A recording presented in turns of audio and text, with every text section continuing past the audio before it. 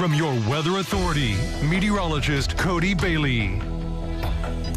Well, once again this morning we had a few areas of rain showers, primarily across western Kentucky, the southern tier of the tri-state. So no issues now. We're starting to slowly see the clouds retreat. And as expected, the Ohio River today was kind of that dividing line between more sunshine to the north across most of Indiana and Illinois. And of course, the clouds with the showers, a little stubborn to leave our western Kentucky counties. But that is a trend that is beginning to unfold now. We're getting a pretty good mixture of sun and clouds in the Evansville metro. This is the view of the US 41 strip in Henderson from our Heads Construction Tower camera.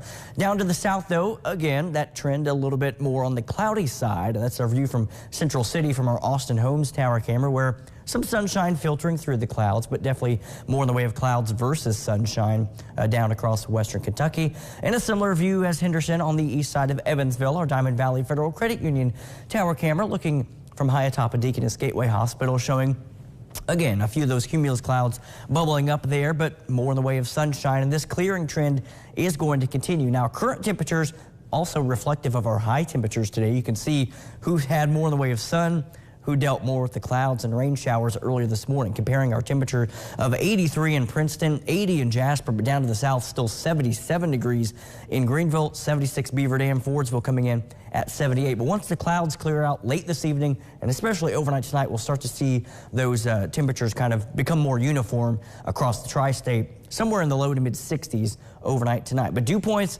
also a little stubborn to leave, just like the clouds. We're still a little bit cooler than where we were earlier today. We did have some dew points this afternoon between about 73 to 75. That does put it into that borderline very humid category, but definitely in the humid and noticeable range for most of us here today. But we are starting to get more in just the general humid category. Definitely welcome from the steamy range that we were at through most of last week. But we're going to go down to the tolerable category tomorrow morning, if not already into pleasant. That pleasant air will really settle in as we go to Tuesday, Wednesday, and likely into Thursday as well before we start to warm up a little bit.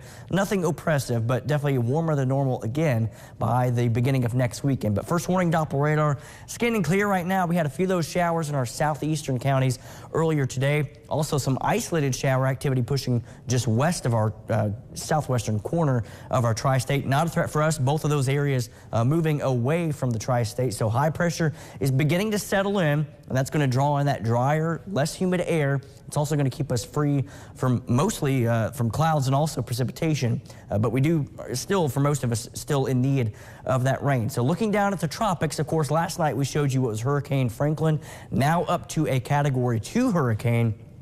Winds between about 100 to 105 miles per hour. As we mentioned yesterday, the track still turns it to the north and away from the east coast, so not a threat to land for Hurricane Franklin. But we do have now Tropical Storm Idalia that has formed just east of the Yucatan Peninsula. Got some precipitation there, and it's starting to get more defined where you see those bright clouds. This will be a threat for the U.S. In fact, it looks like it will make landfall early Wednesday morning, possibly as a Category 2 hurricane on the northwest side of Florida. So let's put this track into motion. Of course, that's getting close to the Labor Day weekend. If you have any friends or family or you yourself may be traveling down, again, it looks like Wednesday mid to late morning, possibly Wednesday afternoon. That's the track right now, again, possibly as a Category 2 storm pushing across the northern peninsula of Florida, and then, or the panhandle rather, and then turning to the east. So high pressure here at home, still going to be strong enough to keep any moisture and most of the clouds associated with Idalia down to the southeast. So not a threat for us, but again, it will be bringing quite a bit of precipitation, likely some of those strong hurricane force winds to the southeastern United States, something that we'll be watching here over the course of the next couple of days. But back here at home, high pressure is going to be large and in charge here over the next several days. Most of next week, not looking hot like last week, but fairly quiet like what we've been dealing with as well. And again, many of us are in need of the rain, at least some beneficial rains. If not, if you picked up those heavy downpours, you're likely going to need some rain by the end of the week. Now, Future Tracker with a reinforcing cold front does want to bring a few spotty showers. This is one of a couple models that actually does bring a few light rain showers north of US 50 late Tuesday evening as that cold front moves through. Should still be a mostly dry front. We're keeping the rain chances off the board for now, but we may need to adjust that if those trends continue. But behind that front, once again, lower dew points and a reinforcing shot of that pleasant air that's going to be with us for the next several days. But this evening we'll be falling through the 70s and then down to the mid 60s for overnight lows tonight. As we head into the next couple of days, though, may see those lows dip into the 50s for some spots across the tri-state. Tomorrow, plenty of sunshine, just an overall beautiful day with a northeast breeze at about 5 to 15 miles per hour. A little bit breezy on Wednesday as well, but very comfortable conditions. And you'll see once again, humidity staying off the board, but we do bring the heat back next weekend as it looks like another round of 90-degree temperatures on the way for Saturday and Sunday. Hannah?